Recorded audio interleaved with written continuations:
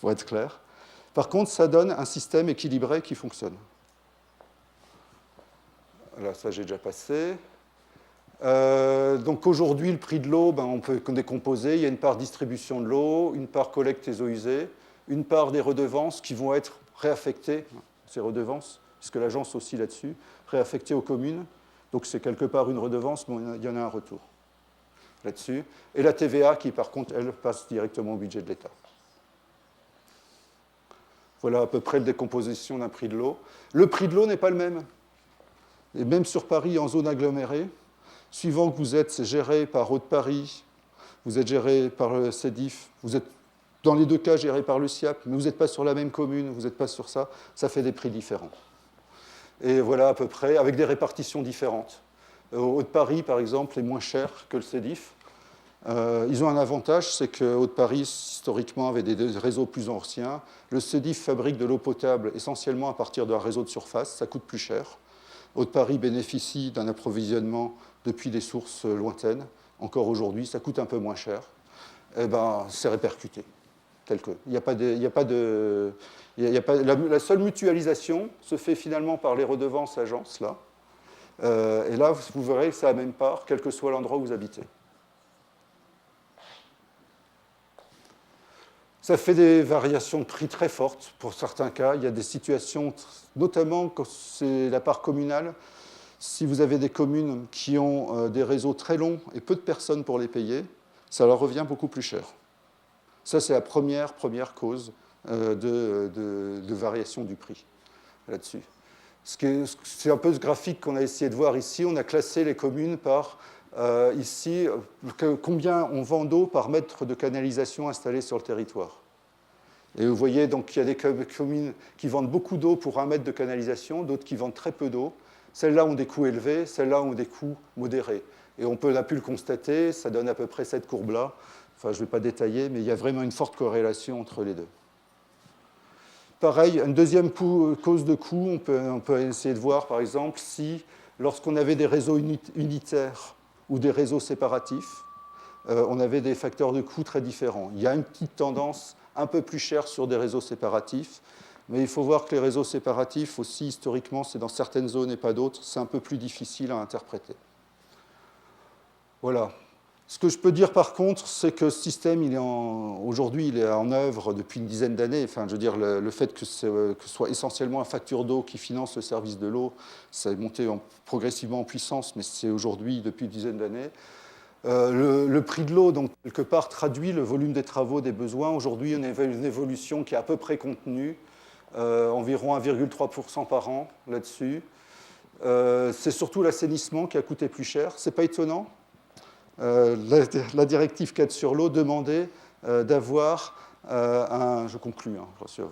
La directive 4 sur l'eau demandait d'avoir des éléments sur l'assainissement, a mis d'abord la priorité là-dessus. Et donc c'est pour ça que c'est celui qui a plus augmenté. Et puis là, c'est un graphique qui essaye de comparer le prix de l'eau par rapport à des prix d'autres services. Sur une base 100 en 1999, comment ça a évolué jusqu'en 2010. Vous avez ici, par exemple, je prends un exemple, le carburant, c'est le trait noir. Vous voyez d'ailleurs l'effet de la crise 2008. Par contre, le prix de l'eau, qui est le coût de la construction, par exemple, qui est intéressant, qui est le trait pointillé. Le prix de l'eau, il est là, c'est celui-ci. Donc le prix de l'eau, il a suivi beaucoup le prix des transports, le prix d'autres services. On peut dire qu'il est à peu près aujourd'hui dans une même dynamique que le prix des services. Mais ce qui est vrai globalement n'est peut-être pas vrai localement. Ce qui entraîne localement parfois des vraies discussions par rapport à ces évolutions de prix de l'eau. Voilà, bon, je ne vous présenterai pas les aspects liés à la tarification sociale de l'eau. C'est un sujet en discussion, il y avait quelques réflexions dans le domaine. De toute façon, ce n'est pas encore tout à fait bien développé en France, on va dire. C'est beaucoup à l'état de discussion. Donc je vais laisser ça pour gagner un peu de temps. Et je crois que j'ai à peu près fini dans ce cas-là, oui, parce que je crois que tout ça... Je vous aurai les transparents et c'est fini. Je vous en remercie.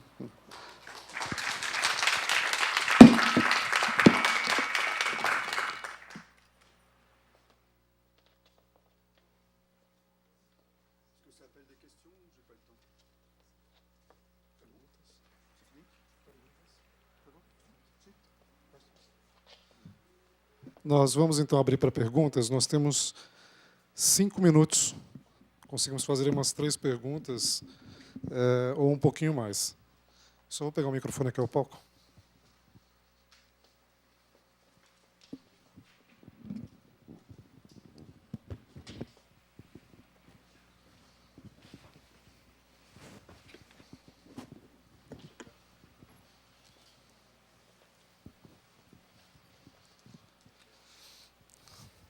Senhoras e senhores, perguntas, por favor.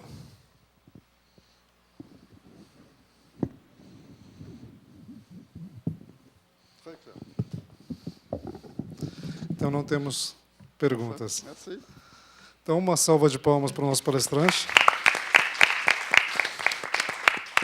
Nós, então, encerramos este seminário. Amanhã nós iniciaremos a partir das 8h30. Aqueles que estiverem interessados em participar do seminário científico. Quem não fez a sua inscrição, ainda é possível fazer a inscrição. Muito embora nós tenhamos um número de inscritos que supere a quantidade de pessoas que têm efetivamente participado nesses 2 primeiros dias. Agora nós teremos a visita aos laboratórios da CETESB, mas nós pedimos para aqueles que ainda não deram o nome e queiram acompanhar o grupo, que, por gentileza, deem o nome até por uma questão de segurança e acompanhamento. Muitíssimo obrigado, uma boa tarde para vocês.